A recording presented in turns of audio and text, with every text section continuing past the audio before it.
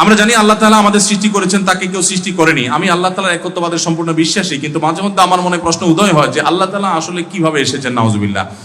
এখন যখন কিছুই ছিল না তখন আল্লাহ তাআলা কিভাবে ছিল? আমার মনে এই প্রশ্ন এলেও আমি গুনাহ হওয়ার ভয়ে এসব এড়িয়ে যাই, কিন্তু আজ আপনাকে প্রশ্ন করার সুযোগ হলো বিধায় প্রশ্নটি করলাম।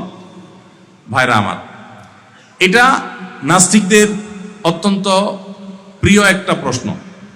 যে ভাই প্রশ্ন করেছেন তিনি মুসলিম সন্দেহাতীতভাবে, বাট প্রশ্নটা নাস্তিকরা করে থাকে সাধারণত, এবং তাদের খুব প্রিয় একটা প্রশ্ন। প্রশ্ন করার সময় তারা খুব দাঁত টাত খিচে নেয়, মনে করে খুব কঠিন একটা প্রশ্ন করে ফেললাম। এটার মতো সহজ প্রশ্ন আরেকটা নেই। এই প্রশ্ন উত্তর খুবই সহজ, এবং এই প্রশ্নটা শুনতে মনে হয় অনেক যৌক্তিক প্রশ্ন, আসলে এটা সম্পূর্ণ অন্তঃসার শূন্য প্রশ্ন। শ্রদ্ধা রেখেই বলছি। কিভাবে অন্তঃসার শূন্য? দেখুন, আমরা সৃষ্টি জগতের সবকিছুই সৃষ্টি, নবমণ্ডল ভূমণ্ডল সবকিছুই সৃষ্টি। সৃষ্টির স্রষ্টা তালাশ করতে হয়, এটা তো যৌক্তিক কথা যে সৃষ্টি হলে তার অবশ্যই কি আছে? স্রষ্টা আছে।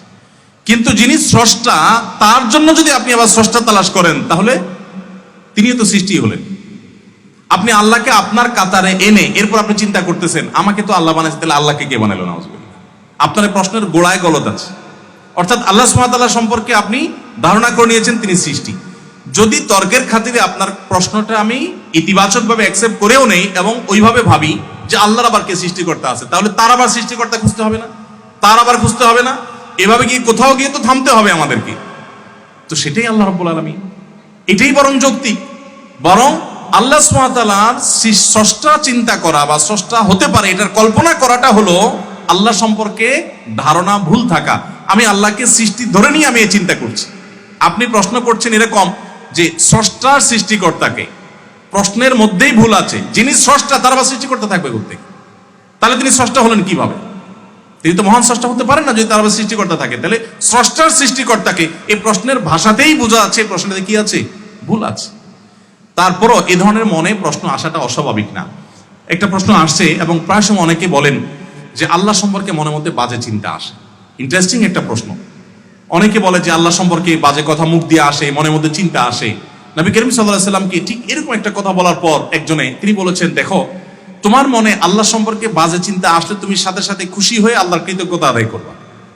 খুশি হওয়ার কি মানে? তুমি আল্লাহ তাআলার শুকর আদায় করবা যে তোমার মনের মধ্যে বাজে চিন্তা আসছে, সেটা নিয়ে তুমি পেরেশান আছো, তার মানে তোমার মধ্যে ঈমান আছে।